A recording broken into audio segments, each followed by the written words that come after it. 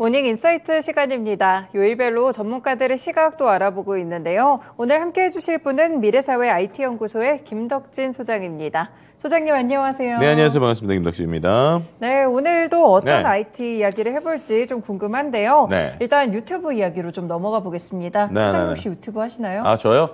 예, 유튜브를 하긴 하는데요. 구독자 한 12,000명 정도짜리 채널이 있는데 네. 수익화는 안 되고 있습니다. 아, 네. 이유는 잠시 후에 한 번 더 여쭤보기로 하고 네. 사실 유튜브에서 영상을 올려서 수익이 좀 나려면 어느 정도 일정한 구독자가 말씀 주신 대로 있어야 될 것 같아요. 그죠. 일단 뭐 최근에 유튜브 하시는 분들도 상당히 많으신데 이 구독자 기준 자체가 이번에 좀 완화됐다고요? 네, 거의 뭐 대폭 완화됐다. 이렇게 네. 설명드릴 수 있을 것 같은데요. 기존에 이제 말씀하신 대로 뭔가 우리가 유튜브를 통해서 수익을 내려고 하면 그냥 가입한다고 처음부터 돈을 주지 않겠죠. 당연히 내가 영상도 올려야 되지만 그 영상에 대해서 어느 정도의 기준치가 있습니다. 그 기준치가 어느 정도였냐면 기존에는 구독자 한 1,000명 정도, 그 다음에 이제 연간 한 4,000시간 이상의 어쨌든 사람들의 그 이제 어떻게 보면 보는 뷰수가 있어야 돼요. 네. 그리고 또 이제 우리가 요즘 쇼츠라고 그러죠. 짧은 영상. 그러니까 긴 걸로 사람들이 4,000시간 이상 보거나 아니면 내가 올린 짧은 영상을 90일 동안 사람들이 1,000만 뷰 이상이 돼야 됩니다. 그러니까 조금 이제 어떻게 보면 처음 하는 사람 좀 어려운 수치라고 볼 수 있을 것 같은데 그렇죠. 이게 이번에 좀 대폭 낮아지는 거예요. 어느 정도냐? 일단은 구독자가 1,000명인 게 500명만 이제 내가 구독자 있으면 되고요. 그 다음에 이제 유튜브 영상에서 조금 차이가 있는 게 긴 영상 기준으로서는 연간 4,000시간에서 3,000시간으로 줄었어요. 근데 이것보다 이제 쇼츠가 확 줄었는데 예를 들면 쇼츠가 원래는 90일 동안 1,000만 뷰가 나와야지 됐었거든요. 근데 이게 300만 뷰로 줄었으니까 한 3분의 1 이상 준 것이죠. 이렇게 해서 요 정도, 그러니까 구독자 500명에 쇼츠가 한 300만 뷰 이상 혹은 어떤 내가 유튜브 긴 영상 3,000시간 이상이면 이제 수익화가 되는 이러한 시스템으로 이번에 유튜브 파트너스 프로그램이 좀 바뀌었다라고 볼 수 있습니다. 네, 기존에는 이제 1,000명의 구독자가 필요했다가 이번에는 절반 가까이 기준이 좀 대폭 완화됐고 특히 말씀 주신 쇼츠가 1,000만 뷰 이상이 원래는 수익화 기준이었는데 300만 뷰면 굉장히 좀 많이 완화가 된 것 같아요. 그렇죠. 유튜브 입장에서 이런 정책을 갑자기 바꾼 이유가 뭘까요? 네, 일단은 제가 이제 말씀드린 것처럼 이게 이제 수익화를 위해서 바뀌었다고 했지만 정확하게 말씀드리면 기존에 있는 광고를 받기 위해서는 똑같은 기준을 적용받습니다. 그럼 이번에 그 절반 정도 줄은 건 뭐냐? 새로운 프로그램이 추가가 됐어요. 그 새로운 프로그램이 중요한 건데요. 그게 어떤 거냐? 예를 들면 우리가 보통 요즘에 유튜브 라이브를 할 때 라이브에 뭐 슈퍼챗이나 후원을 받잖아요. 그런 후원 받는 것들은 아까처럼 그렇게 구독자 수가 좀 줄어들어도 가능해졌고 이번에 새로 생긴 게 채널 멤버십하고 쇼핑 기능, 그 다음에 이제 스티커 같은 기능들이 생겼습니다. 그래서 아까 말씀드린 것처럼 뭔가 우리가 라이브를 하면서 이러한 그 슈퍼챗을 받는 거 말고 내가 뭔가 뭐 예를 들면 온라인에서 유료로 교육을 하고 싶다, 혹은 유료 어떤 프로그램을 팔고 싶다.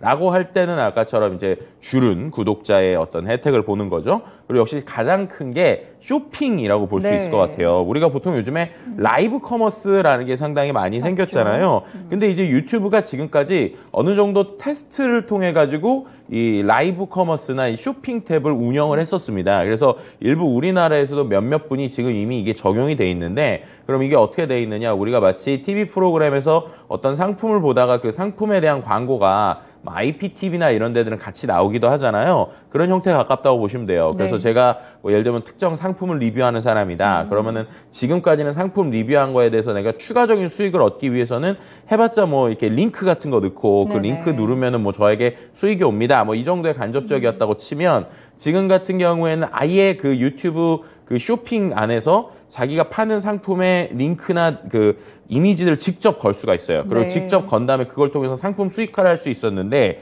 이런 쪽에 있어서 이제는 내가 아예 대놓고 뭔가 프로그램에서 라이브로 판매를 하는 거죠. 그래서 뭐 내가 뭐 이러한 이런 상품을 팔려고 한다. 라고 할 때 그걸 누르면 바로 결제가 되고 결제가 되면 수익을 얻는 이런 구조가 나왔다고 볼 수 있을 것 같습니다. 그러니까 어떻게 보면 그만큼 지금 말씀드린 라이브 기능을 좀 어떻게 보면 밀기 위해서라고 볼 수 있는데요. 근데 그게 왜 그러냐? 이 지금 말씀드린 이 절반 정도의 구독자만 있어도 가능해지는 이러한 것들이 전 세계에서 다 적용되는 게 아니라 일단 우리나라, 미국, 뭐 영국, 캐나다, 대만 이런 국가들만 일부 지금 적용되고 있거든요. 그러니까 이런 적용을 통해서 예를 들면은 이제 짧은 영상을 중심으로 올려라라고 하는 메시지. 아까처럼 이제 쇼츠 같은 경우가 상당히 이제 그 300만 뷰까지 줄었으니까. 네. 두 번째는 말씀드린 것처럼 이제 라이브 커머스를 좀 적극적으로 활용할 수 있는 크리에이터를 늘리겠다. 네. 뭐 이런 식으로 해석해 볼 수 있을 것 같습니다. 네, 그렇군요. 그러면 물건도 팔고 수익도 얻고 굉장히 좀 일석이조의 그런 형태가 될 수 있을 것으로 보이는데 네네. 아무래도 이제 말씀 주신 대로 우리나라에서는 유튜브 플랫폼뿐 아니라 뭐 네이버라든지 다양한 곳에서 라이브 커머스가 좀 이뤄지고 있잖아요. 그렇죠. 아무래도 이제 우리나라가 그런 판매가 조금 활발하기 때문에 이렇게 같이 서비스를 런칭했다고 봐도 될까요? 네, 뭐 말씀 주신 대로 그것이 분명히 가능하고 맞다라고 볼 수 있는 이유가 네. 이번에 또 한 가지 유튜브에서 열리는 게 있어요. 그게 뭐냐면 이건 개인을 위한 건 아니고 올 이제 이번 달 30일에 네. 유튜브에서 공식적으로 아예 쇼핑 채널이 생깁니다. 아, 네. 이거는 뭐냐면은 이제 기업들이 마치 우리가 이제 TV 홈쇼핑 채널이 있는 것처럼 유튜브에서도 공식적인 쇼핑 채널을 만든다는 거예요. 그리고 그게 이제 한국이 전 세계 최초 사례입니다.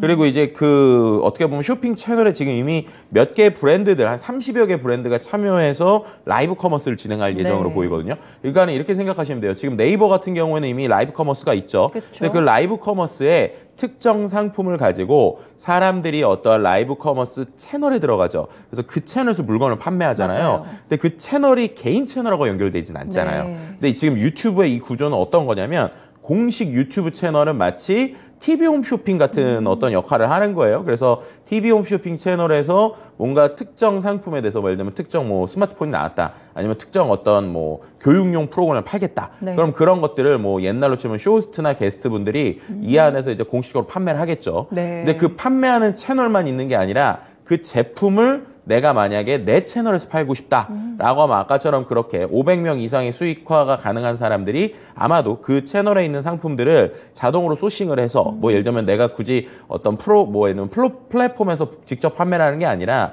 그런 어떤 상품, 뭐 예를 들면 유튜브 쇼핑에 있는 상품을 그냥 내가 선택을 해서 컨텐츠화를 하고 그 컨텐츠화를 뭐 라이브 커머스를 통해서 팔면 예를 들면 이런 거겠죠. 뭐 채널을 돌렸을 때 네. 우리가 뭐 특정 뭐 예를 들면 1번 채널에서는 뭐 A라는 상품을 팔고 있고 네. 근데 보통 우리가 채널을 돌리면 B 채널에서는 다른 상품을 팔고 있잖아요. 근데 이제 유튜브는 본인들의 채널 특성을 활용해서 이런 걸 하겠다는 거죠. 뭐 A 채널에서 예를 들면 사과를 팔고 있는데 네. 공식 채널에서 내가 좋아하는 크리에이터도 또 사과를 팔고 있고 또 다른 채널로 가면 또 사과를 팔고 있고 뭐 이런 형태로 어떻게 보면은 다중 채널을 갖고 있는 네. 특성을 최대한 살리려는 거 아니냐라고 하는 어떤 모습을 보여주고 있습니다. 네, 그렇군요. 그러면 이제 이렇게 좀 관심이 있으신 크리에이터 분들은 이번에 도전하시는 것도 상당히 좀 좋을 것 같다라고 생각이 드는데 네네. 일단 유튜브가 그러면 라이브 커머스 시장을 우리나라에서 좀 적극적으로 개척을 좀 하려나 봐요. 네, 맞습니다. 이제 그럴 수밖에 없는 게 한 두세 가지 이유를 좀 봐야 될 것 같아요. 일단은 확실히 지금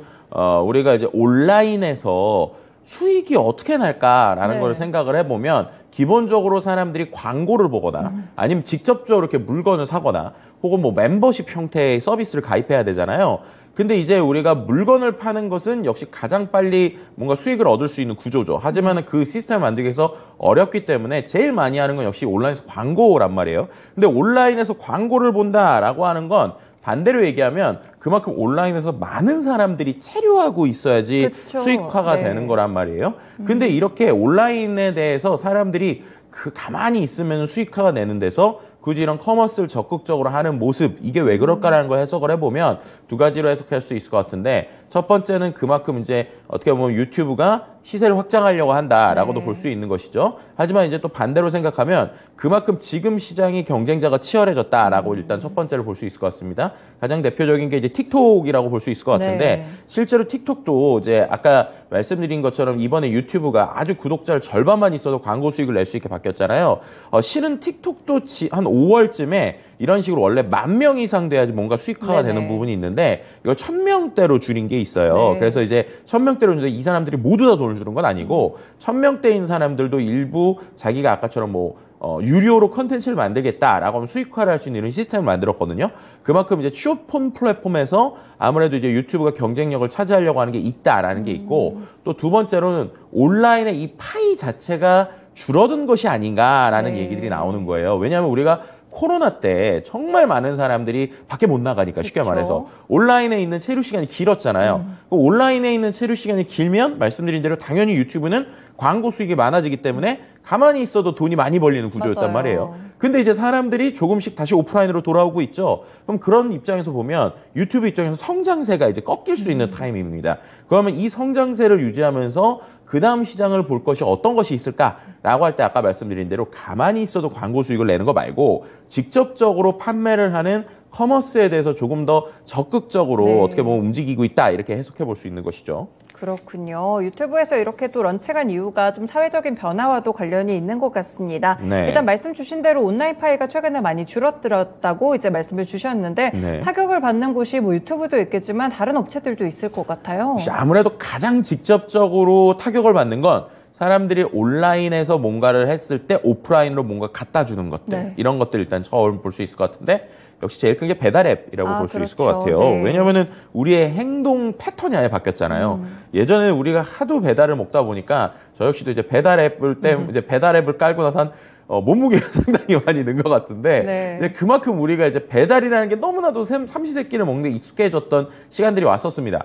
근데 요즘에 보면은 이제 사람들이 계속 배달에서 이탈하고 있는 부분들이 있는 것 같아요. 왜냐면 오프라인으로 가기도 하고 뭐 그쵸. 포장해도 되고 또 밖에도 맛있는 것들 먹으면 되니까 이제 이러다 보니까 반대로 얘기하면 소위 배달앱의 수수료로 먹고 사는 시스템들은 당연히 지금 이슈가 생길 수밖에 없는 상황이다. 이렇게 말씀드릴 수 있을 것 같습니다. 네, 그러다 보니까 요즘 쿠폰도 엄청 뿌리는 것 같던데요. 네, 저도 이제 상당히 놀랐는데 이제 이 쿠폰이 어디서부터 생각을 했을까 보면 일단 쿠팡이츠 같은 경우에서 제가 제일 먼저 발견했던 것 같아요. 거기 같은 경우에는 요즘에 어떤 식으로 하고 있냐면 이제 처음에 이런 식으로 먼저 시작을 했죠. 그러니까 이거 같은 경우에는 이제 쿠팡 멤버십들이 있습니다. 그럼 멤버십 안에서 우리가 뭐 한 달에 2,900원에서 3,900원 내는 게 있어요. 그 금액을 내는 사람들한테 음식을 시킬 때마다 10%의 할인 쿠폰 이제 할인을 해주겠다. 그래서 네. 계속 모든 걸 10%를 할인해줬죠. 그랬더니 이제 타사들이 갑자기 그걸 보면서 같이 또 마케팅을 하는 거예요. 우리는 굳이 뭐 유료 회원 가입 안 해도 계속 쿠폰 뿌립니다. 이러다 보니까 이제 배달의 민족 같은 경우에는 아무래도 이제 10% 무제한 할인 쿠폰을 계속 뿌리고 있고요. 네. 그뿐만 아니라 오후 1시에서 4시까지에는 12%까지 할인이 되는 네. 또 그뿐만 아니라 뭐 여러 가지 뭐 프랜차이즈들은 또 추가 쿠폰을 주는 등 이런 모습들 계속 보여주고 있고요. 그리고 이제 또 다른 요기요 같은 경우에는 구독 서비스 자체에 좀 방점을 둬서 월 한 9,900원 내면 네. 이제 무제한으로 배달해주겠다. 뭐 이런 식의 여러 가지 혜택들을 만들고 있는 것입니다. 근데 그런 것들이 아까 말씀드린 것처럼 두 가지. 첫 번째는 사람들이 오프라인으로 돌아가고 있다. 두 번째는 배달 앱에서의 이 배달비에 대한 부담감이 네. 상당히 크다라는 겁니다. 근데 옛날에는 부담이 커도 온라인으로 갔어야 되니까 그렇죠. 어쩔 수 없이 썼다라고 네. 하면 지금은 이제 굳이 그렇게 안 해도 되니까 그래서 실제로 플랫폼 조사들에 따르면은 배달 이용이 줄었다라고 응답한 사람들의 83.9%가 배달 요금이 너무 높아서라고 네. 얘기를 했거든요. 그러다 보니까 아무래도 이런 형태들이 나오고 있고요. 또 이제 소비자들의 배달앱 이탈도 좀 감지되고 있는데 한 빅데이터 플랫폼에서 지난 2월 기준 배달의 3, 4월간 조사를 했는데 이용자 네. 수를 전년 동기에서 한 18.5% 정도 줄었다고 합니다. 그러니까 결국 이러한 움직임에서 어떻게 보면은 이제 생존을 위한 할인 쿠폰을 또 뿌리고 있다라고 볼 수 있을 것 같고요. 두 번째는 이제 지금까지는 빠르게 한 집에 대해서 가져오면서 수수료를 높았다라는 네. 전략들이 많았다고 치면 요즘에 이제 사용자들에게 조금 더 저렴한 배달비를 받되 뭐 여러 사람의 돌아서 가는 이런 것들을 선택할 수 있게 바뀌고 있어요. 그래서 결국에는 다양한 사용자들의 선택권 역시도 이 오프라인으로의 복귀하는 모습에서 좀 보여주고 있다라고 설명드릴 수 있을 것 같습니다. 네, 코로나19가 이제 엔데믹으로 가게 되면서 결국에 이제 온라인에 치중됐던 업체들은 어느 정도 살아남기 위해서 변화가 필수적일 것 같습니다. 대표적으로 사실 주식시장에서도 카카오 주가가 최근에 좀 많이 안 좋은데 카카오가 사실 비대면 때 엄청 떴었잖아요. 그렇죠. 그래서 뭐 2021년, 2022년 이때 뭐 가성 뭐 사상 최고의 뭐 맞아요. 어떤 네. 호황이다 이런 얘기가 나왔었는데 실은 이게 좀 작년 3, 4분기부터 좀 예견됐던 일이긴 해요. 왜냐하면 작년 3, 4분기에도 뭐 여러 가지 뭐 이런 얘기들이 나왔습니다. 실적 신기록인데 네. 좀 불안하다 뭐 이런 얘기들. 왜냐하면 이제 곧 코로나가 좀 어느 정도 안정세기에 있던 상황이었죠. 뭐 지난 3분기 같은 경우에도 사상 최대 매출에도 웃지 못하는 게 곧 겨울이 올 것 같다 뭐 이런 얘기들을 했습니다. 네. 지금 이제 화면에 나오는 것처럼 카카오의 실적이 2022년 1분기, 2022년 4분기에 비해서 이번 2023년 이제 1분기가 훅 떨어지는 모습을 보여주게 되죠. 실제로 이제 영업이익이 1분기에 1,000억 원 이하가 되는 이제 사람들에게 상당히 충격을 줬었던 부분이 있고요. 아무래도 이제 영업이익률이 4.1%밖에 되지 않기 때문에 이런 부분에서의 좀 이슈가 있는 것이 아니냐라는 이야기가 있었고, 왜 그렇게 됐느냐? 앞서 말씀드린 대로 호황일 때 그 호황에 맞춰서 많은 사람들도 같이 뽑다 보니까 또 이제 아무래도 이런 그 빅테크에 있는 기업들의 어떻게 보면 몸값이 높잖아요. 그래서 몸값이 높은 사람들 계속 쓰다 보니까 너무 이제 인건비 높은 거 아니냐, 또 데이터 센터 비용 큰 거 아니냐라는 얘기들이 나왔고요. 그래서 이제 이번 1분기 이후에 어떻게 보면은 다시 좀 구조조정이나 아니면은 좀 수익성을 높일 수 있는 이러한 형태들의 그림이 좀 많이 나오고 있는 것 같습니다. 실제로 지금 그러다 보니까 카카오 내부에서는 뭐 인원 감축이나 인력 교체 이런 부분들이 상당히 많이 나오고 있는 상황이라서 각 계열사마다 어떻게 보면 생존을 위한 움직임들이 좀 전반적으로 나오고 있다 이렇게 볼 수 있는 것이죠. 네, 국내 사례에서도 이렇게 온라인이나 비대면 기업들 배달앱과 카카오를 위주로 체크를 해봤는데 우리나라만 그렇지는 않고 사실 엔데믹은 전 세계적인 일이니까요. 그쵸. 다른 나라에서도 이런 비슷한 일이 있을까요? 실제로 이제 동남아의 그랩, 그러니까 우리가 보통 동남아의 우버 혹은 뭐 동남아의 배달의 민족이다 뭐 이렇게 표현했었던 이 그랩 같은 경우에도 지금 상당히 큰 타격을 보고 있어요. 실제로 대규모 구조조정에 들어가서 1,000명 이상 감원을 했습니다. 이게 이제 전체 직원의 11% 이상이에요. 이제 그만큼 이제 감원을 해야 되는 이유 자체가 아무리 봐도 지금 아까 말씀드린 것처럼 결국에는 택시 호출, 그다음에 음식 배달, 금융 서비스로 이제 살아가는 게 이 그랩이고, 이 그랩이 이런 것들이 워낙 많다 보니까는 뭐 한때 이제 나스닥에도 이제 올라가고 뭐 이런 형태들로 이제 많은 사람들에게 관심을 받았지만 지금 말씀드린 우리나라랑 비슷한 상황인 거죠. 이제 사람들이 오프라인으로 움직이고 그리고 이제 그들이 이제 그때 이제 서비스를 운영하기 위해서 많이 이제 뽑았었던 인력들 같은 경우도 다시 이제 줄여야 되는 이런 형태들이 왔다고 볼 수 있을 것 같습니다. 실제로 좀 흥미로운 게 이 그 그랩에 우리나라 SK 스퀘어, 그러니까 SK의 중간 지주사라고 볼 수 있죠. 이 회사가 2018년에 이제 그랩에 한 1조 이상의 이제 투자를 했었어요. 그랬는데 4년 만에 보유 지분 전량을 매각을 했고요. 그래도 어쨌든 이제 SK 스퀘어 같은 경우에는 손해는 보지 않고 팔긴 했습니다. 워낙 초기에 들어갔기 때문에. 근데 지금과 같은 상황에서 이제 나머지 후에 들어간 VC들이 과연 여기에서 수익을 낼 수 있을 것인가에 대한 좀 여러 가지 고민들도 있는 상황이다라고도 같이 말씀드릴 수 있을 것 같습니다. 네, 이렇게 좀 바뀌는 것 같습니다. 그렇지만 분명히 또 오프라인 시대에서 온라인 시대로 바뀌면서 저희가 많은 생활 패턴들이 바뀌기도 했었고요. 그게 뭐 코로나19 이후에 지속될 수도 있을 것 같은데 그럼 지금 다시 한번 오프라인으로 돌아가려는 이런 움직임들이 언제까지 또 지속될 수 있을까요? 그러니까 제가 생각할 때는 오히려 저도 이제 IT 쪽에 있지만 비정상화의 정상화가 되고 있다라고 설명을 하는 게 맞을 것 같아요. 그러니까 우리가 이제 뭐 예를 들면 투자 관점에서나 아니면 여러 가지 어떤 비즈니스가 흘러갈 때도 오히려 이게 그 코로나 팬데믹으로 인해서 비정상적으로 올랐던 어떠한 수치들이 지금 다시 정상화되고 있다라는 거고요. 단 거기에서 우리가 코로나의 움직임과 상관없이 계속적으로 행태가 있는 것도 이런 것들은 좀 유지가 될 것 같아요. 무슨 말이냐, 예를 들면 우리가 가장 크게 바뀌었었던 문화 중에 하나가 컨텐츠 분야인 것 같습니다. 그래서 OTT를 보는 이러한 문화들로 지속되는 그런 이제 사용자의 어떤 생활 패턴을 여전히 잡아놓고 있는 것들, 이런 것들은 이제 코로나 이후에 아예 행태가 변했다고 볼 수 있을 것 같고, 말씀드리면 배달앱이나 이런 것들은 아무래도 어느 정도의 감소는 있을 수 있겠지만 이게 영원히 감소할 것 같지는 않고요. 어느 정도의 정상적인 수치가 어느 정도일까라는 걸 예측해보는 게 가장 중요하지 않을까라고 볼 수 있을 것 같습니다. 네, 알겠습니다. 이렇게 또 오프라인 시대로 다시 한번 전환되는 과정 속에서 어떤 변화들이 있는지 기업들 중심으로 함께 체크해봤습니다. 고맙습니다. 네, 감사합니다. 네, 오늘의 모닝 인사이트 시간은 미래사회 IT연구소의 김덕진 소장님과 함께했습니다. 오늘 뉴욕 증시 하락을 했는데요. 일단 일각에서는 건강한 조정이라는 평가도 함께 나오고 있습니다. 일단 쉬어가는 흐름 속에서 이슈 주목해보시면서 토마토 증권통 함께 해주시면서 전략도 짜보시면 좋을 것 같습니다. 지금까지 다양한 투자 판단에 도움이 되는 말씀들 전해드렸는데요. 특정 종목의 상승과 하락을 보장하지는 않습니다. 모닝쇼 여기서 마치겠습니다. 시청해주셔서 고맙습니다.